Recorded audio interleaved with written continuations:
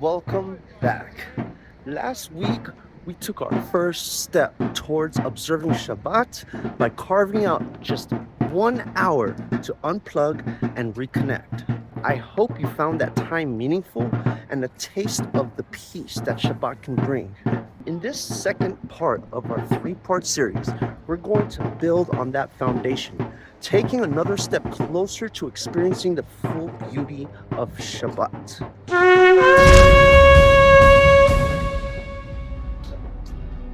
Bezrat Hashem, Bezrat Hashem. Shalom, everyone.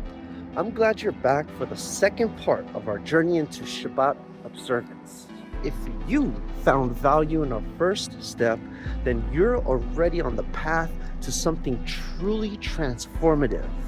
But before we dive in, don't forget to like, subscribe, and share this video. Your support helps me bring content like this to you. And if you want to go further, consider donating at hashem.faith. The link is in the video description.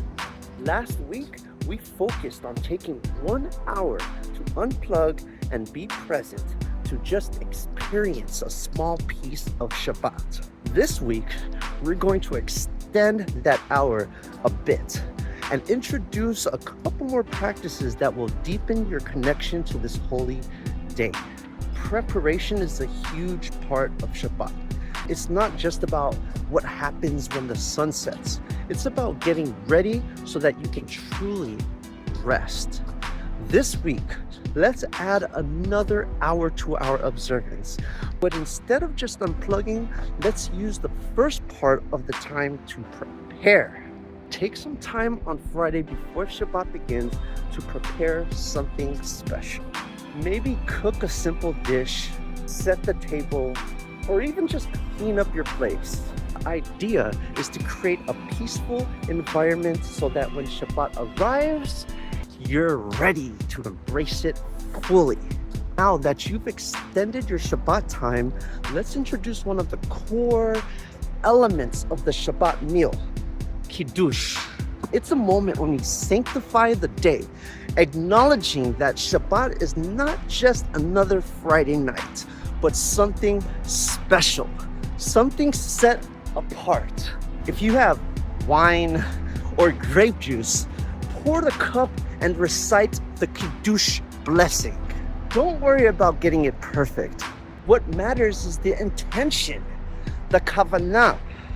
If you're not familiar with the words, take a moment to look them up and follow along, or even say them in your own words. This simple act of sanctification adds a layer of holiness to your Shabbat experience. After Kiddush, enjoy a meal.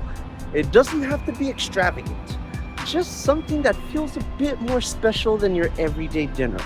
If you're with family or friends, share stories, talk about your week, and try to keep conversation uplifting, not on that phone. If you're alone, take this time to reflect, to enjoy the food, and to appreciate the pause in your week.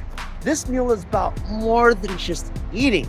It's about savoring the moment, being mindful, and recognizing the divine gift of Shabbat.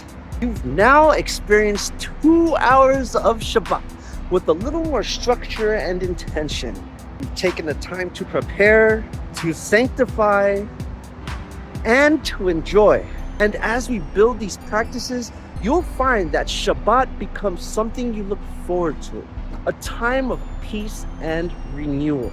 Next week, we'll complete this series by bringing it all together, guiding you towards a fuller observance of Shabbat.